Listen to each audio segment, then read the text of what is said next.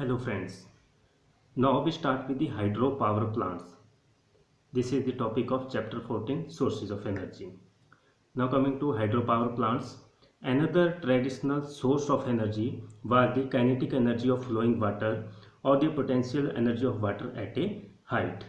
तो एक जो है अनदर ट्रेडिशनल सोर्स मतलब एक परंपरागत सोर्स है हमारे पास एनर्जी का, जिसमें जो है काइनेटिक एनर्जी, जो काइनेटिक एनर्जी है वाटर की, फ्लोइंग वाटर की, उसको यूज किया जाता है, या फिर जो पोटेंशियल एनर्जी है वाटर की एक हाइट के ऊपर जो है जो इकट्ठे किए हुए पानी की, तो उसको जो है यूटिलाइज किया जाएगा जो है इलेक्ट्रिसिटी जनरेट करने के लिए, तो उसको हम बोलते हैं hydro power plant.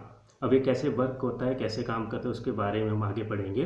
Hydro power plants convert the potential energy of falling water into the electricity.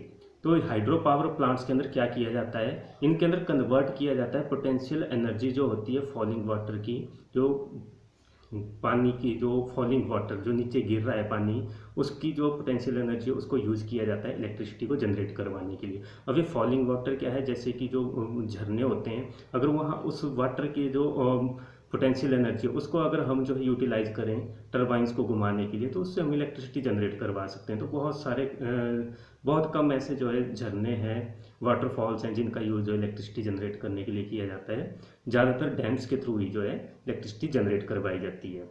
Next, since there are very few waterfalls which could be used as a source of potential energy, hydro power plants are associated with the dams. तो बहुत ही कम ऐसे waterfall हैं, जैसे हमने ऊपर भी discuss कर लिया कि बहुत कम ऐसे वाटरफॉल हैं जिनका यूज़ किया जाता है पोटेंशियल उनकी इलेक्ट्रिसिटी जनरेट करने के लिए, लेकिन ज़्यादातर जो है डैम्स का यूज़ किया जाएगा। In the last century a large number of dams were built all over the world.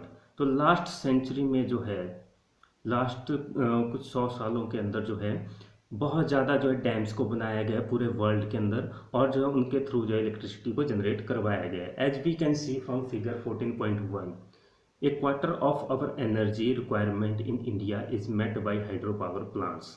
तो जो क्वार्टर ऑफ एनर्जी मतलब 1/4 पार्ट जो है हमारे जो है एनर्जी का, वो जो है हाइड्रो पावर प्लांट्स के द्वारा जो है पूरा किया जाता है। मतलब हाइड्रो पावर प्लांट से वो एनर्जी की रिक्वायरमेंट पूरी की जाती है, क्वार्टर ऑफ एनर्जी की requirement. In order to produce hydel electricity, high-rise dams are constructed on the river to obstruct the flow of water.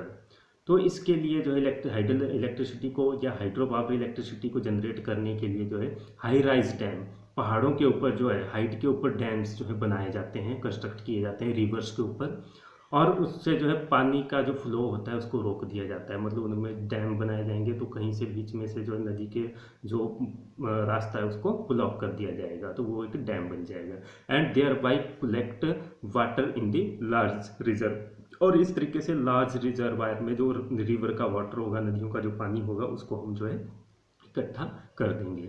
The water level rises and in this process the kinetic energy of flowing water get transform. तो जब पानी जो जब इकट्ठा होता चला जाएगा तो वाटर का लेवल जो है बढ़ता चला जाएगा। इस तरीके से जो काइनेटिक एनर्जी है फ्लोइंग वाटर की, वो किस में कन्वर्ट हो जाएगी, वो पोटेंशियल एनर्जी में कन्वर्ट हो जाएगी। अब वाटर की मूवमेंट रुक जाएगी जब हमने वहाँ पर ऑब्स्टेकल लगा दिया, रोक दिया पानी को, ठीक है, डैम्स बना के, तो उसकी काइनेटिक एनर्जी कन्वर्ट हो जाएगी पोटेंशियल एनर्जी में।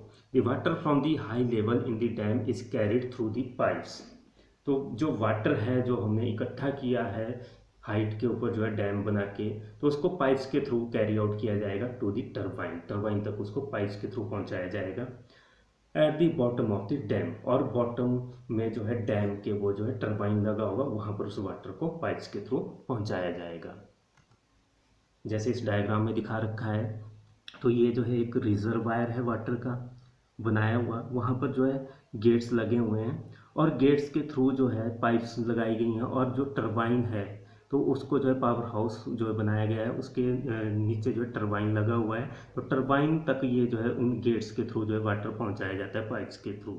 और जो क्योंकि वाटर बहुत ज़्यादा अमाउंट में इकट्ठा है तो वो प्रेशर के साथ मूव करेगा, क्योंकि उसकी पोटेंशियल एनर्जी बहुत ज़्यादा रहेगी, और उससे जो है ये टरबाइन घूमेगा, और टरबाइन के घूमने से जो है ये जो है पावर हाउस के जो जनरेटर है वो काम करेगा, और जो है टरबाइन के घूमने से जो है इलेक्ट्रिसिटी जनरेट होगी, और उसको फिर वायर्स के थ्रू हम डिफरेंट स्टेशन तक पहुंचा सकते हैं, अपने पावर हाउस स्टेशन तक।